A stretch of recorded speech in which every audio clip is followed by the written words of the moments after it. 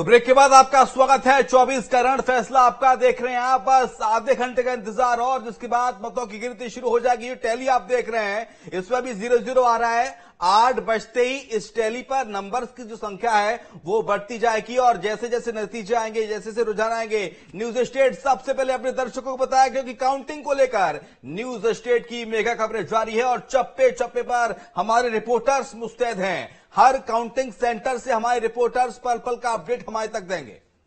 बिल्कुल। और देखिए 7:27 हो गए, 8 बजे से मतगणना की शुरुआत हो जाएगी। ग्राफिक्स के जरिए हम आपको दिखाएंगे कि कहां पर कैसी स्थिति रही, चाहे फ्लैशबैक में लेकर आपको 2019 की बात करें या फिर पहले आपको, चलिए मुझे लगता है शिवम हम ये बता देते हैं कि कौन कौन से प्रत्याशी मैदान में खड़े रहे, किसके बीच में टक्कर हुई और उनका क्या प्रोफाइल है। ग्राफिक्स के जरिए टीवी स्क्रीन पर आपको दिखाते हैं एक एक अपडेट। फिलहाल देखिए, छिंदवाड़ा की सबसे high profile seat Madhya Pradesh की छिंदवाड़ा के ग्राफिक्स आपको दिखा रहे हैं। मध्य प्रदेश में कांग्रेस के इकलौते सांसद हैं नकुलनाथ। 2019 के चुनावी मैदान में पहली बार चुनाव लड़े थे, कमलनाथ की जगह चुनाव लड़े थे। अब तक इनके पिता जीतते आए थे और 37,000 वोटों से प्रगति नकुलनाथ ने जीत दर्ज की थी। 660 करोड़ की संपत्ति के मालिक है नकुलनाथ।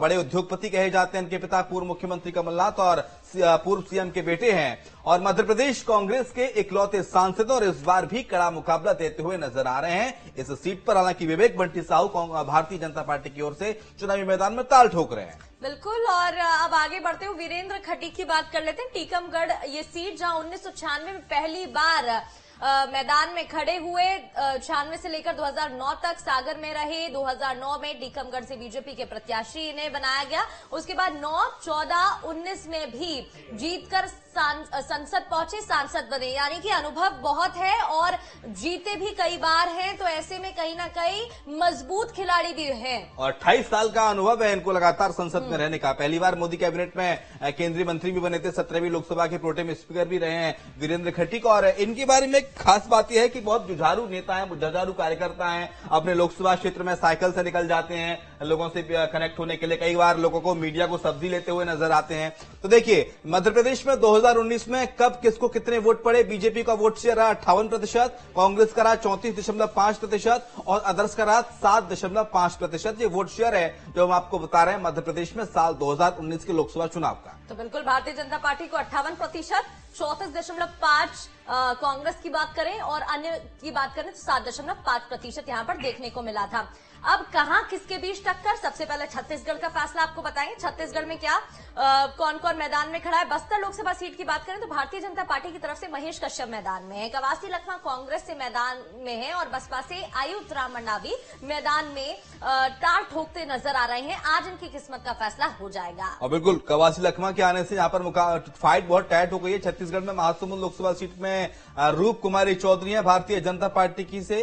तो वहीं पूर्व गृह मंत्री छत्तीसगढ़ सरकार में रहे ताम्रध्वज साहू इनको टक्कर दे रहे हैं कांग्रेस पार्टी की ओर से। और बीएसपी ने यहां पर बसंत सिन्हा पर भरोसा जताया है। लेकिन देखने वाली बात यह है कि कौन यहां से जीतेगा वो तो थोड़ी देर बाद पता चल जाएगा जब रुझान आना शुरू होंगे महासमुंद लोकसभा सीट पर। तो वहीं कांकेर में भोजराज नाग हैं भारतीय जनता पार्टी की ओर से। अक्सर अपने बयानों को लेकर, तस्वीरों को लेकर चर्चा में रहते हैं प्रगति भोजराज नाग।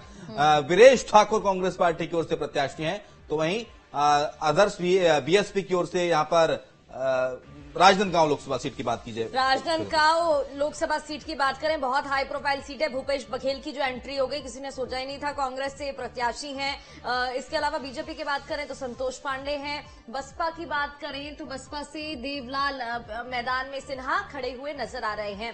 तो सिन्हा बसपा से, कांग्रेस से भूपेश बघेल और भारतीय जनता पार्टी से संतोष पांडे मैदान में हैं।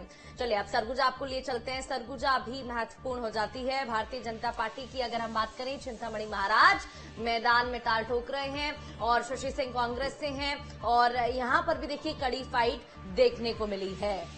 बिल्कुल, सरगुजा में शशि सिंह वर्सेस चिंतामणि महाराज मुकाबला देखने को मिल रहा है। और संजय कुमार बसपा से हैं और कई बार हम देखते हैं त्रिकोणीय मुकाबला जब होता है तो खेला भी हो जाता है। और मध्य प्रदेश की बालाघाट सीट का हाल बता रहे हैं भारती पारदी भारतीय जनता पार्टी की ओर से सांसद है, पहली बार चुनाव लड़ रही हैं। तो वहीं सम्राट सारस्वत है कांग्रेस की ओर से, जो कि चुनावी मैदान में भारतीय पार्टी को टक्कर देते नजर आ रहे हैं। हालांकि बालाघाट जो है नक्सल प्रभावित इलाका है। मंडला की बात कर लेते हैं, बहुत दिलचस्प मुकाबला है। पंकज सिंह कुलस्ते केंद्रीय मंत्री चुनावी मैदान में ताल ठोक रहे हैं तो उनको टक्कर दे रहे हैं कमलनाथ सरकार में पूर्व मंत्री रहे प्रकृति ओमकार सिंह मरकाम। और लोग कह रहे हैं कि साहब छिंदवाड़ा और राजगढ़ की बात कोई सबसे अच्छी सीट मतलब टक्कर देने वाली सीट है कांग्रेस की तरफ ओर से, तो वो मंडला है। क्योंकि फग्गन सिंह कुलस्ते के सामने उम्मीद नहीं थी कि ओमकार सिंह मरकाम को खड़ा कर दिया जाएगा यहाँ पर। और फग्गन सिंह कुलस्ते हाल ही में 23 में विधानसभा का चुनाव हारे भी हैं।